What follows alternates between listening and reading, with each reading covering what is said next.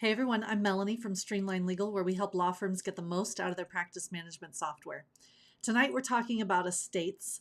And if you're an attorney that represents estates, maybe you're working in a probate arena or something like that, I want to take a look at how you're representing your clients in your practice management software. So if we switch over to our Clio screen here, you can see that we've got this matter here, and the deceased actually is Dylan McKay.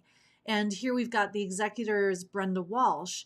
And so a lot of times when I look at Clio in a probate matter or a similar kind of matter where the attorney is representing the estate, a lot of times I'll see the deceased's name represented as the client. But of course, we all learned in law school that we can't actually represent a deceased individual. And instead, technically, we're representing the estate of Dylan Michael McKay and not Dylan himself. And so in order to represent this in the software, sometimes I'll see the deceased represented as the client. Sometimes I'll actually see the executor or the main contact person as the client in the file. And I find this to be very misleading as far as, the legal technicality of it. And I find that it can cause some confusion.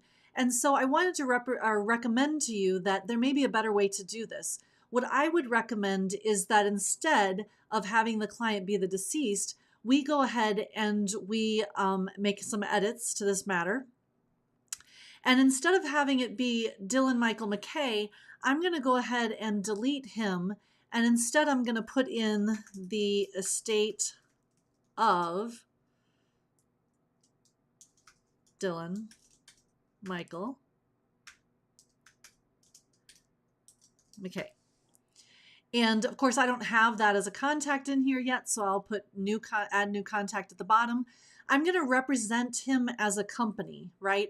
And I don't know why it doesn't put it in there. The estate of Dylan Michael McKay.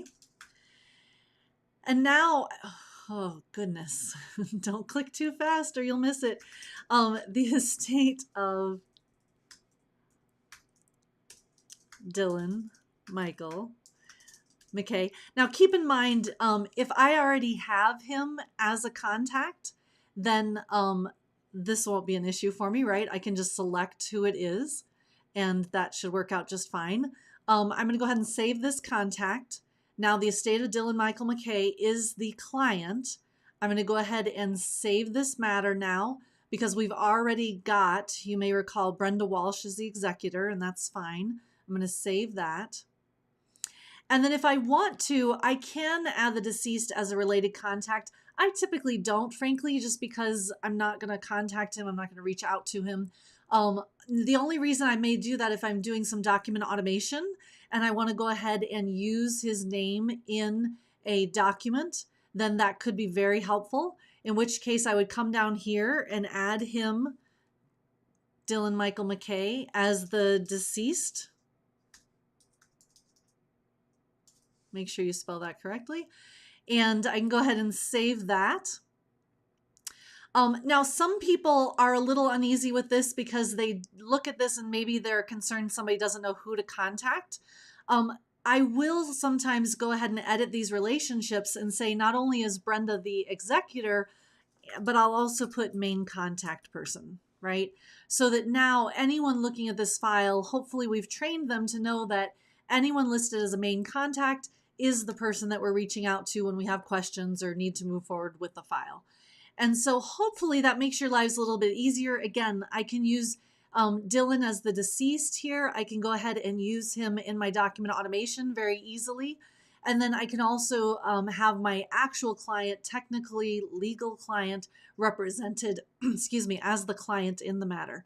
So I hope that's helpful for you. I hope that clears up a little bit of confusion. It also will create and make your client list in Clio more accurate so that you don't have to worry about that.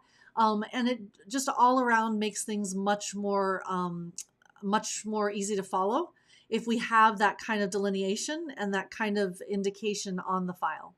So I hope that's helpful for you guys tonight. Have a great evening, and I'll see you soon.